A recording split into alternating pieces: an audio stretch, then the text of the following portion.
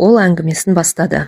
Маралдың мен тұратын пәтерге қарсы орналасқан жалдамалы 2 бөлмелі тетя Машаның пәтеріне көшіп келгенден бірнеше ай өтіп, жасымыздың шамаластығымызға да қарамастан бұлай ашық сырласып отырғанымыз бірінші рет. Ол өз өмірінен сыр шертті. 5 жыл бірге оқығанда егіз қозыдай бірге жүріп күйіп-сүйіп қосылған бек жігітпен 10 жыл бірге өмір сүріп дүниеге 2 сәби әкелгенмен дәм тұзымыз жараспай ажырасып кеттік.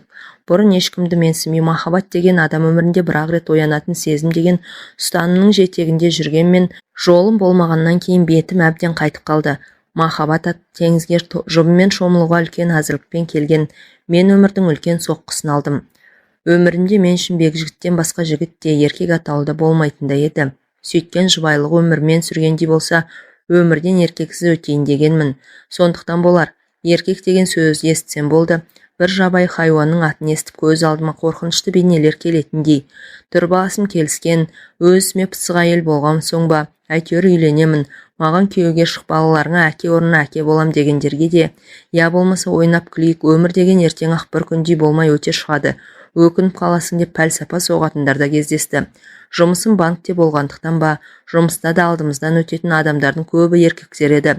Қонақтық пен туған күн кештерінде немесе мейрамдағы отырыстарда біреулердің тұла бойымды бастан аяқ көзімнен тінтіп, я еркек көзімен сынай қарағанын сезсем, сол жерден сылтау айтып тезірек жылыстап кетіп қалуға тырысамын.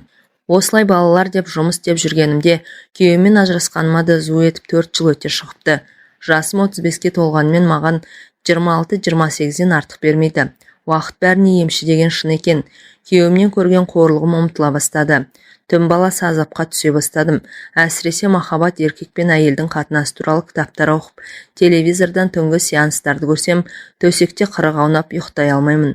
Өмір бойы әкеммен тұрып, оған тас қорғандай арқа сүйеп келген шешем де мені күйеусіз өліп қалатындай көріп, әйел 40 шырақты деген бір шырағың сөнсе, басқасы бар, бетіңнің әрі барда сенімді біреуді тауып ал, айналаңда жігіттер шыбында үймелеп жүр, балалар саған қол бойлы болмайды, өзім бағып өсіремін деп шыбынша үймелегендердің 2-3-еуінің жақсы жақтарын жеткізіп, тек мен тиген жағдайда қиналмай-ақ түзеліп кететін кемшіліктерін айтып, жілікше шаға бастайды.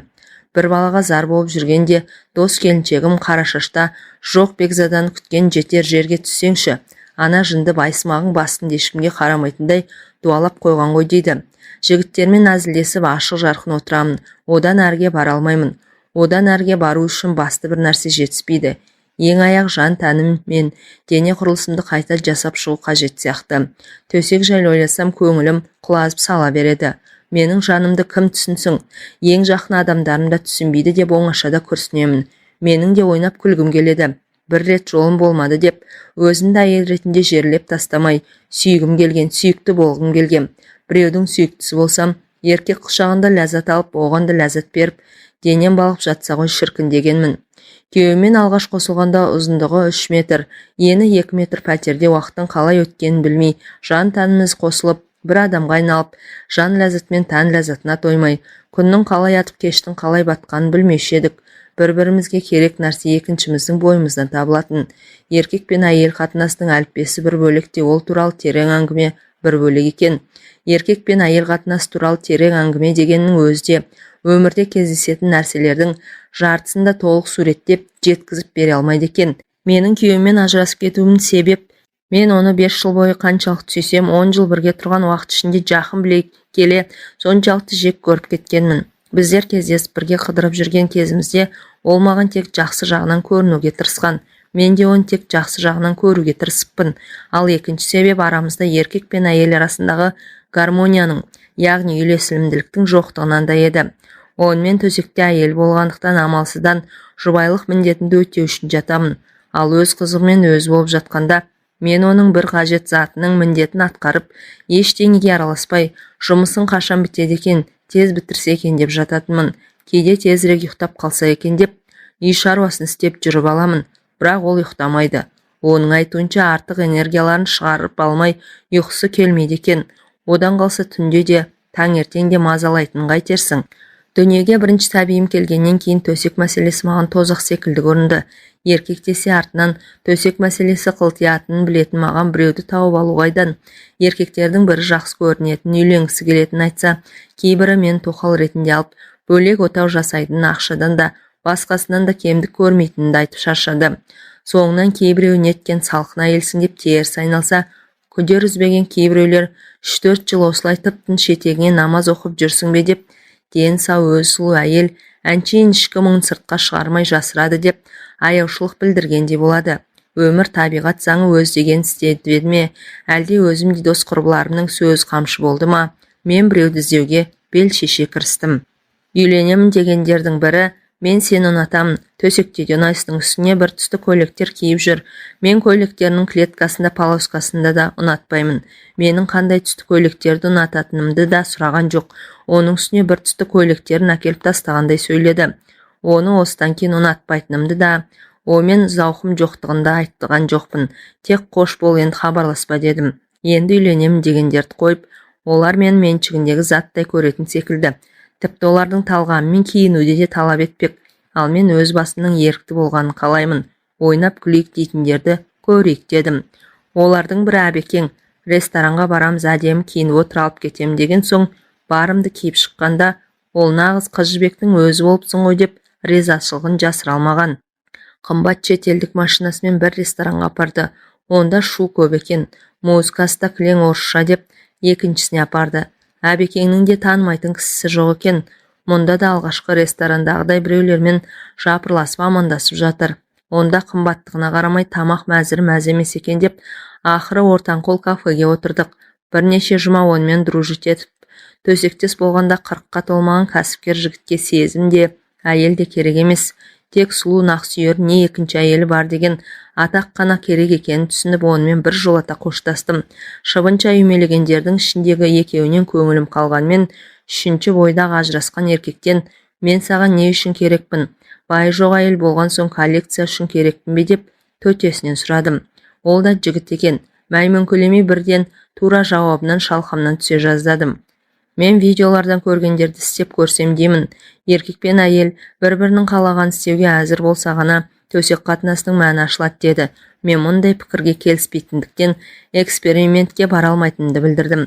Еркек пен әйелді төсек қатынасына апаратын жол меніңше өз-өзінен еш әзірліксіз оянған сезімнен кейін табиғи түрде пайда болу керек сияқты. Сөйтіп аз уақыт ішінде үш еркектің атын сызып тастап, жақсы еркек әйелдердің қасында ешкімге қажеті жоқ, жаман еркектердің маған да қажеті жоқ деп, өзімнің интимдік өміріме мораторий жариялап алаңсыз тірлігіме кірістім.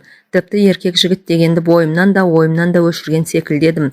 Енді тек бар ойым жұмыста болады, карьера жасаймын деп бекіндім. Бірақ бәрі Құдайдың қолында деген рас екен. Жылы күздің жексенбісі еді. Балаларды мамама апарып тастап үйді әктеуге кіріскенмін. Кешқұрым әрең бітіріп қатты шаршап тұрсам да, моншаға баруым керек болды. Оның кешкі сағат 10-ға дейін істейтінін білемін. Әрі үйден алыс болмаған соң, әрі кір денеме таза киім кием бе деп, сол күйі кір киіммен бара салдым. Үстімде әктен ағал-жағал болған кофта, төменгі жағымда трико шалбар, басында кепештен байлаған көнетоз ақ орамал. Моншаға келіп ентігіп, ішке енсем кезекте бірталай адамдар отыр екен. Моншаның бірнеше жеке кабиналы душы. Соған билет алып, мен де бос орынға жайғастым. Қарсы бетте 4-5 еркек кезекте отыр. Үстімдегі лас киіммен ыңғайсызданып, төмен қарап отырсам да біреудің мені бақылап отырған көз қарасын сездім. Неге екенін қайдам, сірә лас киімнен ұялғаным болу керек. Бұл не қылған адам деп басымды көтеріп қарауға да батылым жетпеді. Ішімнен өзіме ренжіп, әншейіндегі аттылыға, жол жаяуға сөз бермейтін өжеттігім қайда кеткен деймін. Кезегім келгенде ешкімге сөз салмастан душқа кіріп кеттім. Рахаттанып душқа тиесілі 45 минут шомылып, шашымды сәл кептіріп, есік алдына шықсам, түн тастай қараңғы екен. Кісі аяғы басылған көше қорқынышты. Көзімді қараңғыға сәл үйретіп алып, бір аялдамадай жердегі үйіме асықтым. Қатты шаршағандықтан ба, әлде көше асфальтының ойдым-ойдым жері кінәлі ме? Бір кезде сол аяғым кілт етіп оңбай құлап түстім. Көзімнен жас ыршып кетті. Қараңғыда ешкім көрмеді деп қуансам да, екінші жағынан тұра алмағаным жақсы емес пе еді. 1-2 минутта басыма сан түрлі ойлар келді. Ешкім білмей жатып қалсам қайтемін, біреулер ұрынса қайтемін деп уайымдадым. Бар күшімді жинап тұра беріп едім. Жан даусым шығып кетті. Осыдан соң жақын жердегі аялдамадан біреудің сұлбасының маған қарай бет алғанын байқадым. Бойымды қорқыныш биледі. Жақындай бері тартып келе жатқан темекісін аяғымен басып өшірді. Өзімше намыстанып, Түк болмағандай бір аяғыма бар күшімді салып тұра беріп едім. Қозғалмаңыз деген ақырын болса да нық әмірлі дауыс естілді. Не ойларымды білмей айналамды қолымен сипалап тас іздедім. Не болса да қорғанып бақпақпын. Жақындаған ол менің ойымды түсінгендей, қорықпаңыз, сол аяғыңыз ғой, кәне, оған күш салмай тұрып көріңізші деп, мені демеп тұрғыза бастады. Бүкіл жан дүнием оның бет жүзін көрмесем де, бұл адамның моншадағы кезекте мені көзбен бағып сынай қарап отырған еркек екендігін сездім. Қалай қолтығымнан демесе де менің жүре алмайтыныма көзі жетті ғой деймін. Тұратын жерімді сұрап алып, қол дорбасын маған ұстатып, мойнымнан мықтап ұстап ал деді де көтеріп алды. Өзімді ет жеңді болмасам да біраз салмағым бар деп есептеймін. Мен басқа шара жоқтығынан ба, әлде маған бейтаныс жанның аяқ астынан келген қамқорлығы ұнады ма, айтқанын екетпедім. Ол алқына дем алып, адымдап жүріп келеді. Өз ойларымен алысып келе жатқанымда, енді қалай жүреміз деген дауыс естілді. Дауысы бар ғой, ондай дауыс естісең айналаңның бәрінде беймай мамыржай тірлік орнап қалғандай әсер етеді. Адамның даусының соншалықты әсер ететінін бірінші рет көріп тұрмын. Бір аялдамадай жерге көтеріп келген адамның алдында енді мен ыңғайсыздандым. Үйге кіріңіз, шай ішіп кетіңіз деп, бір жағынан аурудан, бір жағы ол сөздерден кейін тек бергі жағымнан сыпайылық сақтап айтқаным үшін өзімнен өзім ұялып, зорлана күлімсіредім. Ішімнен қайдағы шай деймін, үй іші астан кестең. Мұрын жарған әгесі маған ұнағанмен, оған ұнамауы мүмкін. Ойым бейтаныс жанға үйренейін деді ме, енді мен оған зер сала қарадым. 43-45-тегі бойы еңгезердей тіптік еркек, көздер адамға біртүрлі мұңды қарайды. Көз қарасы адамды тереңіне тартып әкететіндей, тек бетінің көлемді жерін ала орналасқан, мұрны да өзінше жарасымды орналасқан. Істеген жақсылық үшін рахмет айтып, ақша немесе бір шөлмек арақ ұстатып үйден шығарып салу керек деп ойладым. Менің жалғыз екенімді білсе, кетпей отырып алса қайтемін. Тағы ойынан негелерін кім білсін деп ойладым. Жақсылығыңыз үшін рахмет. Менен қайтпаса да Құдайдан қайтсын, сигарет аларсыз деп 1000 теңге ақша ұсындым. Оған тәуерлеу, арақ, не импортқа шығатын 5 жұлдызды Қазақстан коньяк келетін білемін. Ол болса, жақсылықты Құдай үшін не ақша үшін жасаған жоқпын деп дүңк ете қалды. Одан кейін үй ішін барлап үлгерсе керек. Жалғыз болсаң мен ешқайда кетпеймін деді. Шошып кетіп, о не дегеніңіз, қайтыңыз, үйіңізге қайтыңыз деп едім. Сені мұндай күйде жалғыз тастауға болмайды. 1-2 сағаттан кейін не болатын кім біледі деп қосып қойды. Менің бір әкем ба, ағам ба секілді өзі. Аты Досбол екен. Қорқсам да сыр бермеуге тырыстым. Қозғала алмай отырмын. Менің айтуымен ол залдағы диванға өзіне төсек салып, маған балалардың бөлмесіне төсек салып берді. Еңбектеп жүріп жастық астына үйдегі ең үлкен өткір пышақты жасырдым. Сол күні ол таң атқанша қасымда болды. Өзі ештеңе сұраған жоқ. Менің сұрақтарыма қысқаша жауап берді. Бірақ өзінің жеке басы мен жанұясы туралы ештеңе айтпады. Менің қарсылығыма қарамай, аяғыма комфорт амайын өз қолымен жағып берді. Сіңірі созылған ғой, 2-3 күн қозғалма, ештеңе етпейді, бірақ рентгенге түсіп тексеру артық етпейді деді. Мені таңдандырғаны, оның маған әйел деп қарамаған еді. Оған мен сәл-пәл ренжіп қалғандай болдым. Иә ағам, иә інім секілді.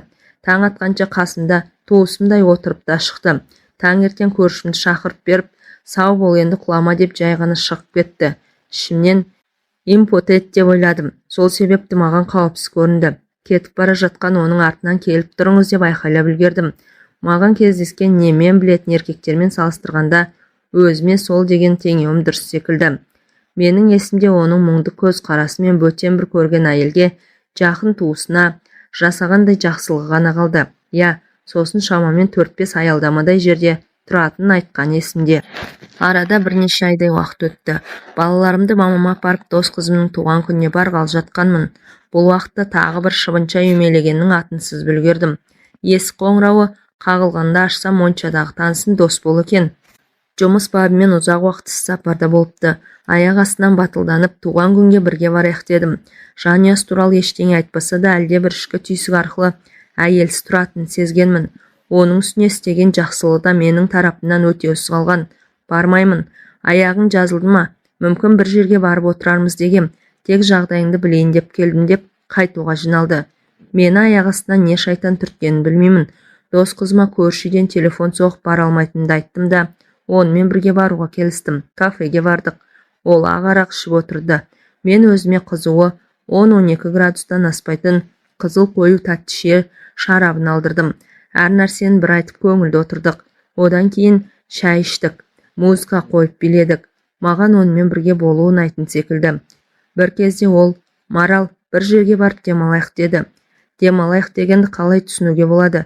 Демалып отырған жоқпыз ба деп ұсынысына сұрақпен жауап бердім. Нені меңзеп тұрғаным ішім сезіп тұр, бірақ мойындағым келмейді.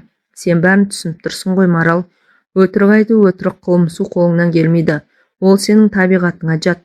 Ал түсінбей тұрсаң айтайын. Сендей қылықты әйелдің қасында өзіңді ұстау өте қиын. Сенімен төсекте бірге болып келеді деді нықтап. Мәс саған деп ойладым іштей. Ал керек болса, мен оған еркек секілді қарамап едім. Ол бір туысым секілді есімде қалған. Өткендегі істеген жақсылығым бұлдап тұрғаныма деп те ойлап үлгердім. Ойыма келгенде асығыс айта бастадым. Сізбен бе? Мен сізді сүймеймін, сіз де мені сүймейсіз. Мен сізді бар болған екінші рет қана көріп отырмын дедім, тамағым құрғап. Иә, сүймеймін, ол туралы ойлағанда жоқпын, бірақ сенімен бірге болғым келеді. Мұндай тілек дейсің бе, құштарлық дейсің бе? Маған келмегеніне көп болып еді. Ал сенің менімен бірге болғың келетінін көзің, жан таның бәрі айтып тұр. Тек аузың ғана басқаша сөйлеп тұр. Адамдардың аузынан шыққанынан 90% өтірік. Сенің айтып тұрған сөздерің сол 90%-дің ішіне кіреді деді. Жақсы психолог қой мынауың. Жанында арпалысқан ашу мазама, кеудемде көтерілген әлде бір толқындарды баспақ болып ішімнен нахал дедім де, оның айтқандарына мән бермеген болып, музыканы ауыстырып бұрыла беріп едім. Ол артынан келіп тұр екен. Бетпе-бет келіп қалдым. Ыстық демі өртеп барады. Тап басып айта алмаймын, әйтеуір бойында әйелді еліктіретіндей күш бар. Ол құшақтай алып, ерніме жабысты, тұла бойым тоқ жүріп өткендей дірете қалды. Әйел деген 35 жаста да 18-дегідей күн кешеді екен деп ойладым. Аздан кейін ыстық пеш қасында отырғандай сезініп, көздерім жұмылып аяқтарым басудан қалып, буындарымның былқ-сылқ етіп, ырқымнан шығып бара жатқанын аңғардым. Екеуміз де бір-бірімізді сүймейміз, сонда қалай төсекте бірге болмақшымыз деген ой санамды жаулап алды. Алдындағы еркектер ең болмағанда мені сүйетін секілді еді. Олардың біреулер ұзақ, біреулер қысқа уақыт сездіріп жүретін. Ал мынау болса тас төбемнен түсіргендей, сүймеймін, ол туралы ойлағанда жоқпын дейді. Ал керек болса, ол мені соғыссыз алған жауындай сол жеңістің церемониясын ұзаққа созғысы келгендей аялай аймалаған күй сүйе берді. Мен бір би білмейтін жас биші секілдімін. Ол әдемі бір бидің бар қыр-сырын жетік білетін мұғалім секілді өзіне тән махаббат би алаңында жоқ екен. Екеуміз де бір-бірімізді сүймесек қандай махаббат болушы еді? Махаббат дейміз, әйтеуір еркек пен әйел арасындағы қатынастың би алаңында мені дөңгелетіп бара жатты. Бір қатты сусап келіп, мөлдір бұлақтан құныға су ішіп жатқандаймын. Бір мөлдір бұлақтың зәм-зәмін құныға жұтудаймын. Айналам дөңгелеген ғажап дүние, көгілдір жасыл сәулелерге толы, мені тереңіне тартып барады. Марал, жүр, кейін кеттік деген сөз естігенде шын дүниеге қайта оралдым. Ол ентігіп тұр, шаштары қобырап кеткен, мұңды көздері тұнжырамай қарамай жалт-жұлт етеді. Осыдан 5 әлде 10 минут, әлде жарты сағат бұрынғы дос бол емес, басқаша күйге түскен. Оның бойынан 25-тегі жігіттің екпіні де, өз күшіне сенімділігімен, өз ісіне деген мығымдылықта, мені көздерімен ішіп жеген еркектік құштарлықта, атмосфераны жайлап алған, жанасқан нәрсесін ертіп жіберердей қызулық та бар, және көздерінен бір іште арпалыстың отында шалып қалдым. Неге басқа жерде дедім, оның құшағынан ажырағым келмей. Мен шалбар киіп жүрген еркек емеспін бе? Сені төсекке шақырған мен, сондықтан я менің үйіме, я қонақ үйге барамыз. Жоқ, осы жерде маған сенен басқа еш нәрсенің де ешкімнің де керегі жоқ, дедім ұйқылы ояу жандай. Бір минутта жаңағыдай ләззатты шақтан ажырағым келіп тұрғаным жоқ. Менің ернім оның еріндерін өзі деп тапты. 35-ке келгенше еркекті өз бастамаммен сүйгенім осы шығар. Ал қолдарым ақылдың тыйым салғанына қарамай оның көйлегінің түймелерін ағыта бастады. Оның қай кезде астымызға көрпе төсегенін қайдам. Оның әрекеттерін үнсіз қоштаумен болдым. Денем жанып күйіп бір белгісіз әлемге тап болғандаймын. Япырау, менде пәленбай жыл күйеуде болған әйел дейді-ау. Ал мынандай ғажап әлемге, тәтті кезеңге тап болуым бірінші рет. Шынымен мен оны жақсы көріп қалғаным мынау деймін. Адамды білмей тұрып жақсы көру мүмкін бе дейді екінші ойым. Мынау сорлы денемнің еркіне көнбей, неге былқ-сылқ ете қалғанын түсінбеймін. Аузыма біреу тәтті әкеліп дәмін жаңа тата бергенде қайта тартып алардай шыдамсызданамын. Бірер секундтардан кейін екеуміз бір адамға айналып кеттік. Бұндай да рахат болады екен-ау. Мен 10 шақты жыл әйел болып, бір еркекке бірнеше жыл әйел болып, 3 еркекпен бір реттен болғанда еркек пен әйел қатынасының мұндай тілмен айтып жеткізе алмайтын ғажайып тәтті жақтары болатынын неғып білмегем, көрмегем, сезбегем, оқымағам. 62 тамырым иіліп селдеген сезім бүкіл жан тәннің еш қалтарыс қуысын қалдырмай қамтып алып, бұрқ-сарқ қайнауда. Өмірімде бірінші рет миым да бос болып, ешқандай проблеманы ойламай, тек қана әйел болдым. Ол екеуміз таң ғажайып әлемде жүргендейміз. Тек ғажайып әлем, еркек пен әйел ғана бар. Екеуміздің жан тәніміз бірігіп кеткен, сондай ажыраса алар емес. Есінің кіресілі шығасылы көздерінде ашуға шамам жеткенде, оның жіпсіге маңдайына, кең кеудесіне спортпен айналысқанның, әлде айналысатынның куәсіндей, бұлтыңдаған бұлшық еттеріне шырайланып күлімсіреген жүзімен жұмулы көздеріне көзім түседі. Осы ләззатты сәттің ұзаққа созылуы оған ғана байланысты екендігін сезгендей, бойынан күші кетерде білінер-білінбес тоқтата қойып екеумізге енген ғажайып әлемнің келесі бір қызығын көрсетеді. Арасында ақ сазаным-ау бұлқынған, маралым-ау, сені бала туған әйел деп кім айтады? Қолын мүшең бұзылмапты деп құшырлана айтады. Мен де сандырақтап аузыма түскен нәрселерді айтқым келеді, бірақ айта алмаймын, ят секілді. Оған деген ризашылығымды, оны жақсы көріп кеткен сезімімді жасыра алмай, ол сөздер аузынан еріксіз шығып кеткісі келеді, бірақ шығармауға тырысып жатырмын. Құдайыма өзің кешір, әйел атанып бұрын көрмеген ләззатты ешкімді жақсы көрмей, не еркектің өзіме деген сезімін сезінбей, еш дайындықсыз бірақ сәтте бастан кешіріп жатқаным өңімде емес түсімде секілді. Түс болса түсім-ақ болсын, тек аяқталмаса екен, ең болмағанда созыла түссе екен деймін. Досболдың қимылымен бірге бойыма бір күш құйылып жатыр. Ол күш менің өмірімді сүйе түсуме, өмірде тек проблемалар мен қиындықтар, я даңғаза қызықшылықтар ғана емес, ешқандай ақша сатып әпере алмайтын, ешқандай байлық бере алмайтын, тәтті ләззатты ғұмырға бергісіз, әрі сондай ақылға сыйғысыз ғажап сәттерде болатын дәлелдеп, көр ізде дәмін тат ие бол деп итермелегендей болады. Қанша қиындықты бастан кешсем де, өмірді сүйуші едім. Енді өмірге одан сайын ғашықпын. Дос болмаған ләззат сыйлаған сайын, мен өзімнің әйел екенімді жете сезініп, мен де оған тек әйел бере алатын ләззат сыйлағым келеді. Бұл сәттерде мен оның қандай тілегі болса да орындауға әзір едім. Бірақ ол ештеңе айтпады да, өтінбеді де. Оның қолдары кәдімгі ертектердегі айтылатын сиқырлы таяқша секілдеді. Денені соншалықты бір нәзіктікпен, жылылықпен әрі өзімсіне сипаған да, өзінің қимылдарына икемдегенде, бәрі де шебер еркектің қолдары сезіледі. Оның кезекті қимылынан тұншықтыра еріне жабысып, даусының бір-екі рет оқыс шығып аяқтарын дәнтек шалт қимылмен қозғағанда бойындағы қуатын шығара бастағанын сезді. Өзінің шымыр ет жеңді денесімен бүкіл аппақ денені жаба түсті. Сөз арасында айтып қалған 90 килограмм салмағын қауырсын құрлы көріп жатқан жоқпын. Басында денемде жеп-жеңіл сонау жалын шашып тұрған 18-ге қайта оралғандаймын. Неге екенін білмеймін. Қуанышым қойныма симайды. Бұрқ-сарқ қайнаған құштарлықта алып ұшқан сезім, сумаңдаған нәпсі көп уақыттан бері еркек құшағын көрмей, суысқан іңкәрлік бәрі сабасына түскен. Тек еркек пен әйелдің бір-біріне деген ризашылығы, тояттану, мастану және өзінің әйелдік я еркектік болмысыңды сезіну ғана ауада қалықтап тұнып қалған. Мен осы екінші рет көріп отырған адамыма екінші рет қарыз болғаным түсіндім. Оның әйел ретінде оянбаған әйел екенсің дегені маған көп нәрсені ұқтырғандай. Ол 10 жыл әйел болып 2 бала туған әйелге еркек пен әйел арасындағы төсек ләззатын ұқтырған алғашқы еркек болды. Бір жауы жеңіп келгендей батырдай риза болып жатырсың ғой дедім. Айтқым келген басқа еді. Мен оны ұнатып қалғанымды түсіндім, бірақ оны өзім мойындағым келмеді. Тіпті олай ойлауға да қорықтым. Әрине сенбей оянбаған әрі қызудығанды әйелмен болу оңай дейсің бе? Мен екі бетім дуылдап отырып оған шындықты айттым. Онымен бірге болуымның басы да соңы да осы шығар, енді көрмеймін деп ойладым. Ол шындықты айтпақ түгіл өзім де мойындағым келмеген. Оның үстіне еркекке айтуға қалай дәтім барғанын білмеймін. Көздерімді алақанымен басып жатып, баяу бастағаным есімде. Мен сенімен бүгін төсекте алғашқы рет болсам да, бұл түннің ләззаты бірнеше айларға, мүмкін жылдарға жететін білемін. Мен мұндай күйді ешқашан кешкен емеспін. Оның кеудемде жатқан басын құшақтап шаштарын ұйпалақтаумен болдым. Ол мені құша түсіп, Сенің жан тәніңнің құпия кілтін тапқанмын ғой деп бауырына баса түсті. Біраздан соң екеуміз ғажайып дүниенің құшағына қайта ендік. Ол менің құшағымда ма, әлде оның құшағында ба? Әйтеуір құшақтасып жатып тәтті ұйқыға кетіппіз. Ертеңіне тұрғанда оның менің көздерімдегі мен іздеген еркек сенсің деген тұнып қалған сырды оқымасын деп көздерімді алып қашып оған тіке қарамауға тырыстым. 2 рет көре сала құшағыма құлағаным.